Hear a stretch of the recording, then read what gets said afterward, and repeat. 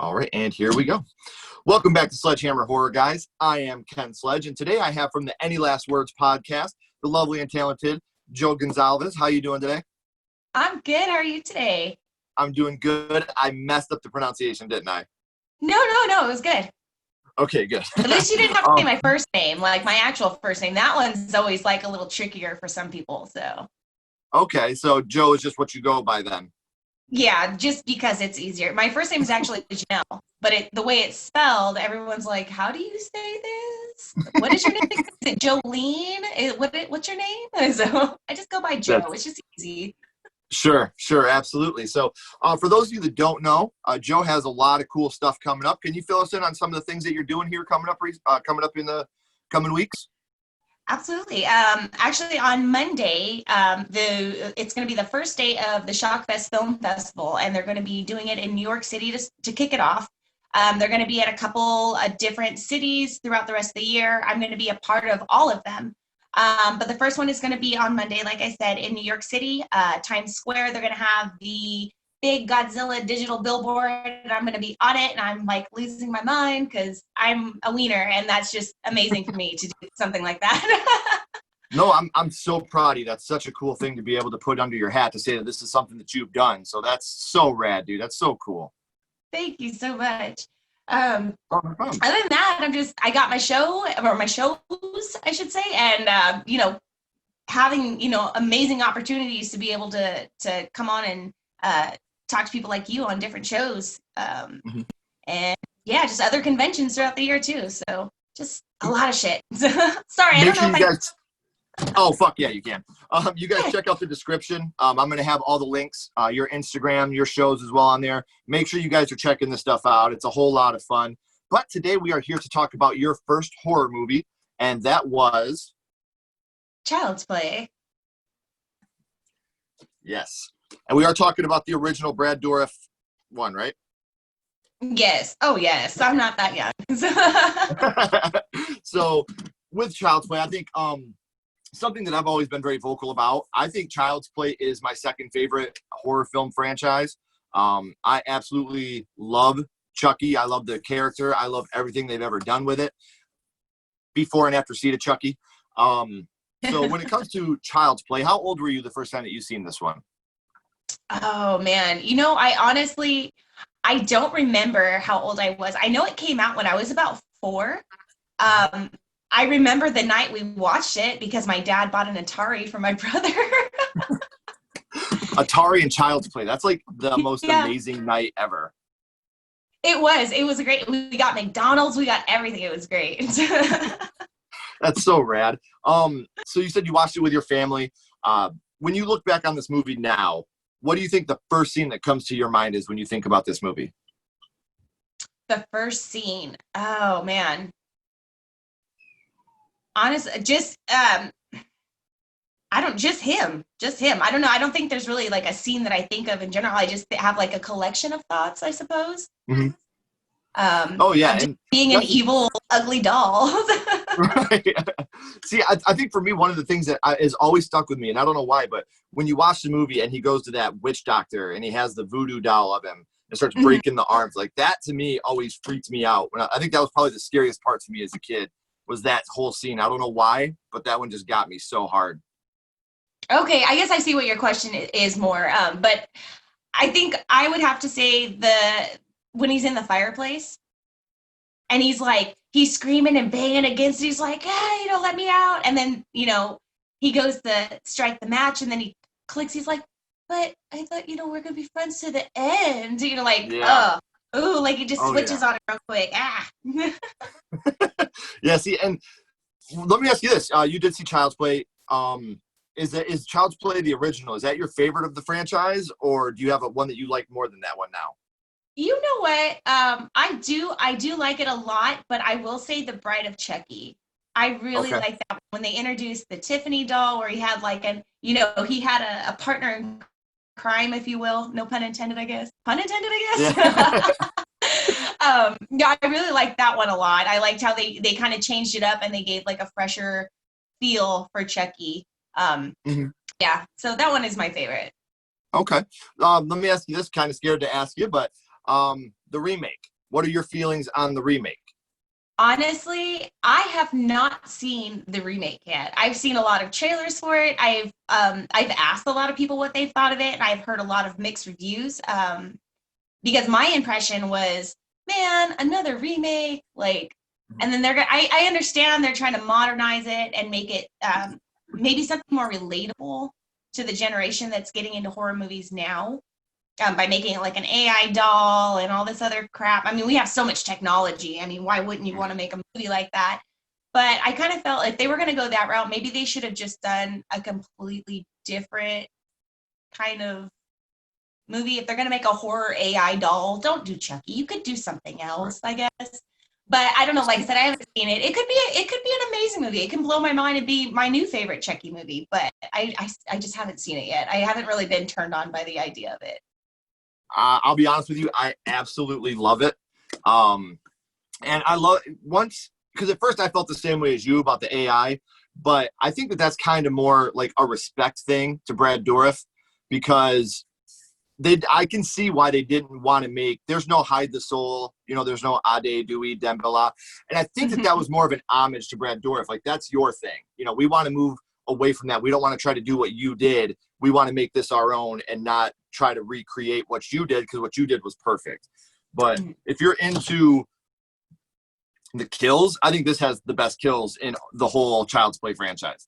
Really? Oh yeah, it's Okay, well, it's pretty you know intense. what? Just for you, I'm gonna go watch it tonight. So Thank you. Let me know what you think, even if you hate it. Like, dude, you're so lame. How did you like this? I'll still respect it. Like, yeah, definitely check it out.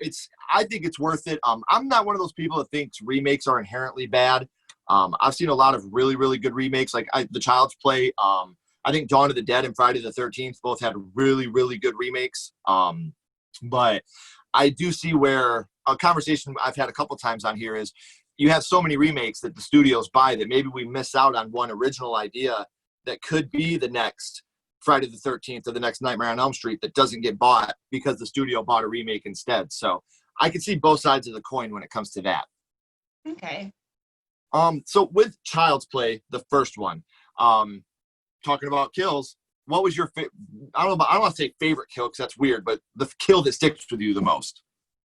I would have to say the first one when he kills the babysitter coworker lady because she was just an asshole. I'm sorry, she was an asshole. She was kind of rough and a little mean with that boy. She was Mm-hmm. snotty. I was like, ooh, ooh, if you were my friend watching my child and I found out about that, oh my gosh. Yeah, no, I was glad she was gone. And it's funny you say that because we realize that more growing up. Like scenes like that Absolutely. affect us a little more growing up.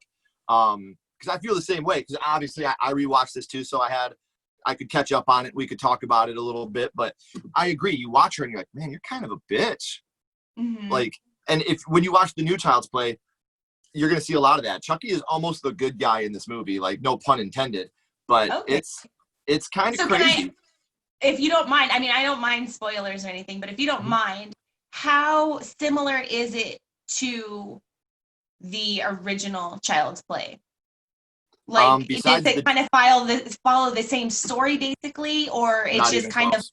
really okay, Yep. okay, And that's okay, honestly what I like about it because anybody that hasn't seen it that don't want spoilers, shut this off now, pause it, watch it, and then come back, timestamp this, and finish watching this interview. right, But with this one, it's more like like you said, he's AI.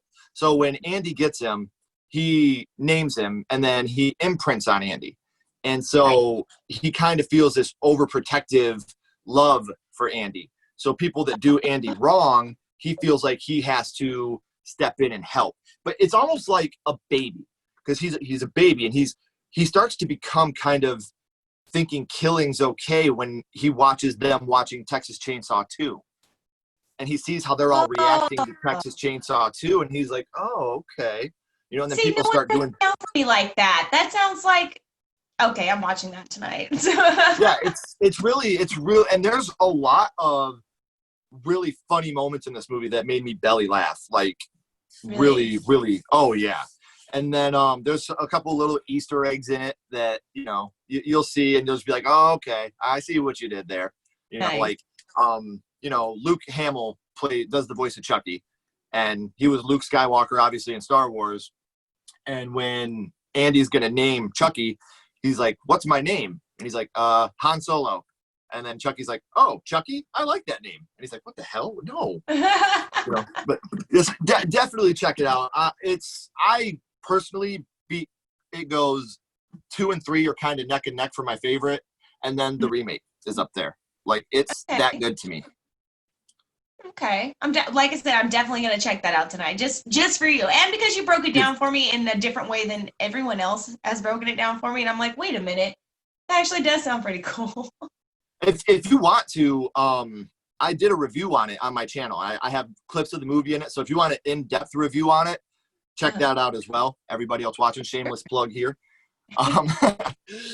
So back to the original Child's Play. One thing for me in that movie that always kind of stuck with me, I guess I could say, it's relatable to us when we watch it as kids, because we all had that favorite toy or that favorite doll, or so thinking of that coming to life with us is something that always stuck with me.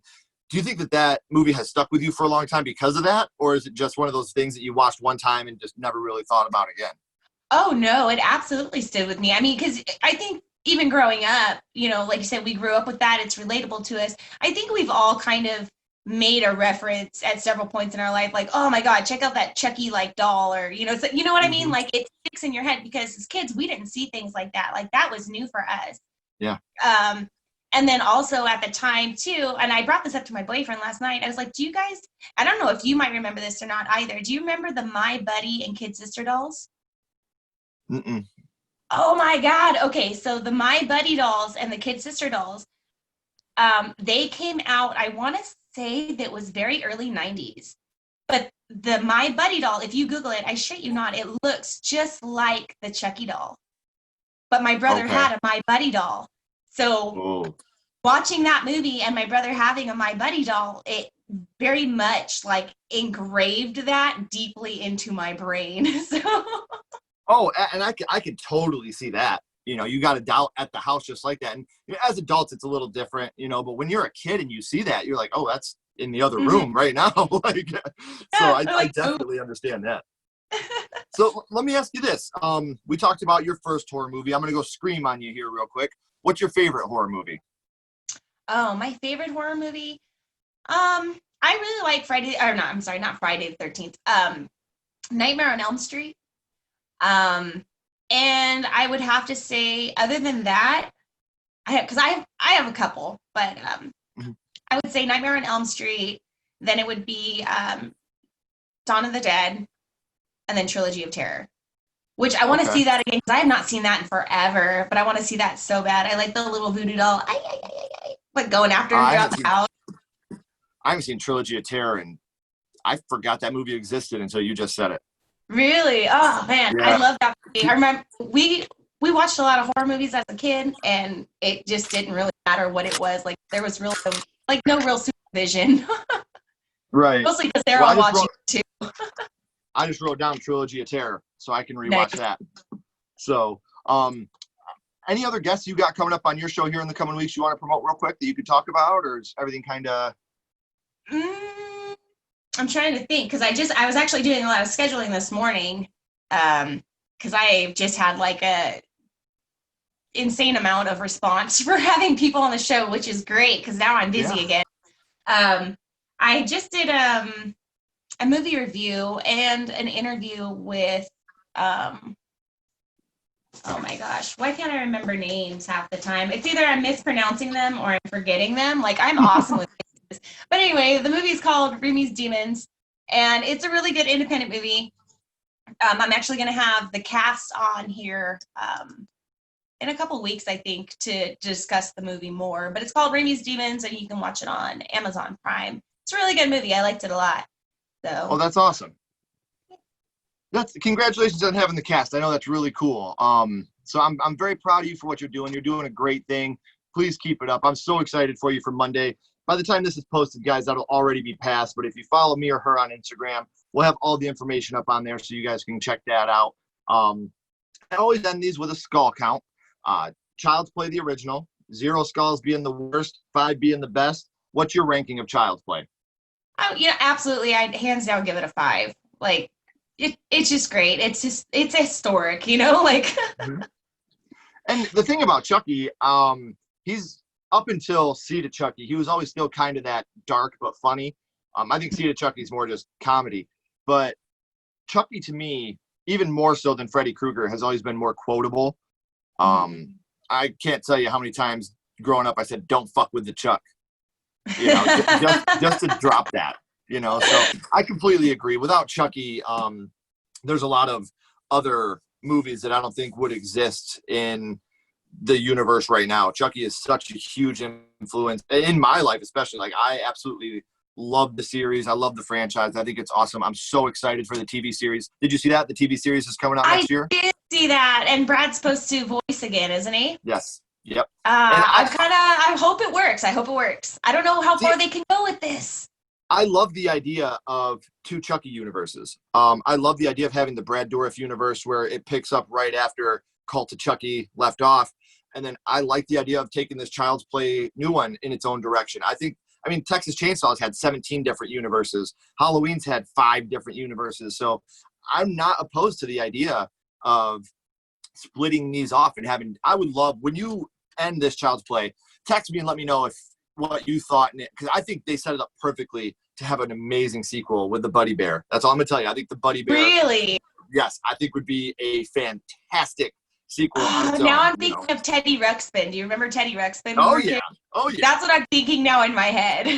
Oh, just wait, and I think that because you could build off that, kind of like what when Halloween was written, it was supposed to be an anthology series. That's why 3 was Season of the Witch, so on and so forth. But I think you could do that now with this Child's Play, with all the different, at the end, you see a bunch of different, they're not called buddy dolls anymore, or the good guy dolls. They're called buddy dolls in the movie now. So that's funny you said my buddy, but they're not called good guys anymore. They're called buddy dolls. And you see a bunch of different ones. So I could absolutely see them splitting this off into a Buddy Bear and stuff like that and making it its own universe. I think that would be really cool. Okay, I see where you're going with this. Oh my gosh, yeah, because then you can have an army of like killer AI dolls, bears, and shit. Oh my gosh! And you'll see, and then because they it's all got drones connected. to pick them up and drop them. And there's actually a really badass drone strike scene in this movie. Oh man, okay, I gotta watch this tonight. So, guys, thank you so much for checking this out. Don't go anywhere yet, though. I appreciate you guys all so much for coming on. Joe, I appreciate you with all my heart. Remember, guys, stay what you are. Have a great night, guys.